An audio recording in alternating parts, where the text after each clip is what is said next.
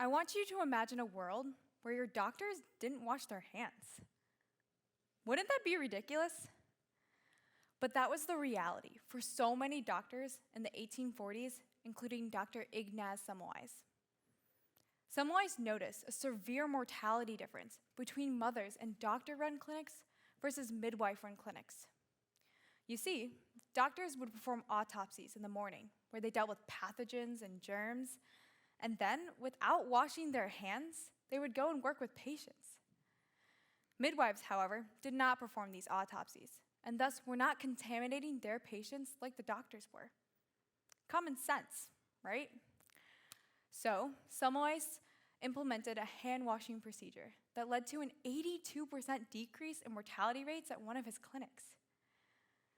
He continued to gather more data on hand-washing and mortality rates, and then brought his findings to the medical community. But here's the catch. Most doctors didn't want to listen, and his voice was not welcomed. Many of these physicians were offended at the accusation that it was their fault that these women had died. This community didn't listen to Semmelweis, and it took more than 20 years for hand-washing to become a normalized practice within medicine. Long story short, a lack of tolerance for Semmelweis' ideas led to so many people suffering. But I'm not here today to tell you about the evolution of hand-washing within medicine. Instead, I'm here to tell you that a lack of tolerance for differing viewpoints within higher education produces real, tangible harm. This is our disheartening reality. I watch as college campuses are unable to foster coexisting but conflicting viewpoints.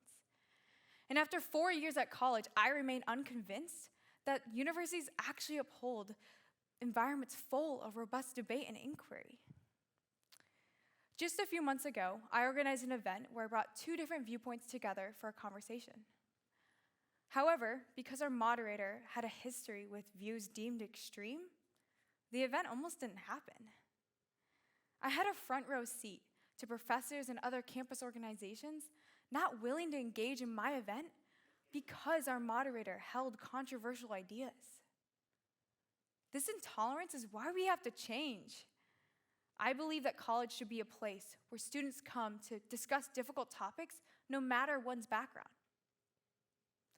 So that's why we should implement something called academic pluralism. The Heterodox Academy defines academic pluralism as 3 things: free inquiry, viewpoint diversity, and constructive disagreement within higher education. It's the cultivation of a neutral forum for robust political and social debate. However, pluralism isn't just this idea of free speech. It also promotes the coexistence of extreme or even offensive ideas. But for this type of dialogue to exist, it is equally important that we approach conversations with radical openness and the capacity to change our minds. We have to enter dialogue by letting go of our egos and be willing to be wrong.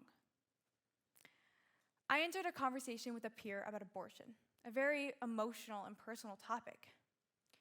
Even though we had the capacity to be harmed or even offended by each other's ideas, we came into those conversations with open minds.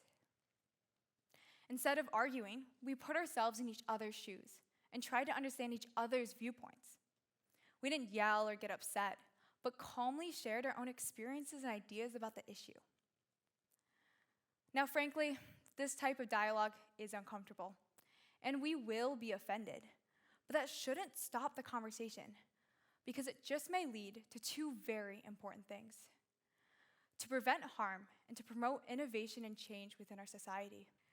A culture where it's normal to question all notions and engage in productive debate allows for people to grow in their own opinions. After this careful investigation and discussion, ideas can then be deemed harmful or helpful because every viewpoint is taken into account and understood. We have the opportunity now to have these conversations, and we have the responsibility to do so because it just may prevent something harmful in our future. Free inquiry and diverse viewpoints also promotes progress, as it allows for a true exchange of ideas. How did smartphones or rockets ever get developed? How did women gain the right to vote? It was because people challenged the status quo and others listened. Through both radical inquiry as well as an openness for conversation, innovation can be inspired. Now, all of this doesn't seem like a new idea. Higher education has promoted dialogue effectively for decades. But recently, I've watched as these three principles of free inquiry, viewpoint diversity, and constructive disagreement degrade. A nonprofit, nonpartisan group called the Foundation for Individual Rights and Expression has conducted a survey each of the past 4 years where they have asked students whether they can have conversation on their campuses. In 2023's survey, 20% of over 55,000 student respondents said that they fairly often or very often could not express their own opinion on a subject because of how those around them may respond. This was similar to 2022's survey of 22% and 2021's of 21%. From these data, it seems that students have noticed this degrading dialogue on their campuses. And recently I've seen as colleges are unable to foster conversation relating to things like the Middle East. As a result, conversations have been poorly constructed by their students, faculty, and their administrators. They have to change and understand how they can promote their own opinions without degrading others' ideas. How do we, as students in colleges, promote these three qualities of free inquiry, viewpoint diversity, and constructive disagreement? Many professors all over the country have come together and produced the Chicago and Princeton Principles. And the Heterodox Academy and the Academic Freedom Alliance have shared their approaches. I'm not going to tell you my 4 takeaways from these sources that will help to promote better dialogue within higher education. Number 1, universities should be a neutral forum for robust political and social debate. Colleges should not take partisan stances on any political or social issue unless it directly impacts that school's ability to function. If colleges release statements that take a particular side, this will only perpetuate the growing division between its community members. This neutrality has to be consistent and favor no side. And colleges just need to let go of control over the conversation and allow for debate to commence. Number 2, university professors have an obligation to their students to present controversial material within their classrooms. This can be done by telling them different ideas relating to the subject that they're teaching, even if it may be offensive. However, professors do not have the ability to promote their own political or social ideas because this will allow for students to engage and understand topics without fear or retribution from their professors. I also want to note that it's vital for professors to help promote inquiry within higher education. They're the ones that interact with students on a day-to-day basis. And they're the ones that can help transform our culture of closed-mindedness to one of openness and conversation. Number 3, universities should help grow free expression and dialogue outside of the classrooms.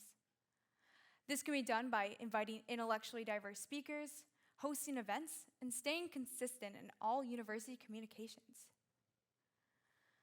Most of the time, students aren't in the classroom, and that's why it's imperative that they can learn and challenge diverse ideas outside of the classroom. However, with any type of expression, there are limits. Campus members do not have the right to use their speech to intimidate or violate any state, federal, or university policies and laws. Instead, through the appreciation of diverse viewpoints and constructive dialogue, opposing ideas can be promoted effectively in a respectful manner. And finally, number 4, we as students have to demand better. Most of this work is up to us. We have to help transform our culture into one where members are radically open-minded. We have to help renormalize differences. This will allow us to approach conversations with a willingness to process, learn, and debate ideas. By considering all viewpoints, compromises can be made to progress our society further. Policies only restrict dialogue. So that's why it's important that we work together to promote this culture change revolving around dialogue so that we can live in an intellectually free environment. We have to let go of control over what can be expressed and instead engage with all ideas, no matter how controversial. The problems facing our world are not black and white. We are complex people with complex problems. So only a world full of diverse perspectives and constructive disagreement, encompassing all aspects of an issue, can we actually innovate and solve problems. It's up to higher education to promote this culture of dialogue. Because if it doesn't exist here, what hope do we have for the rest of the world? Thank you.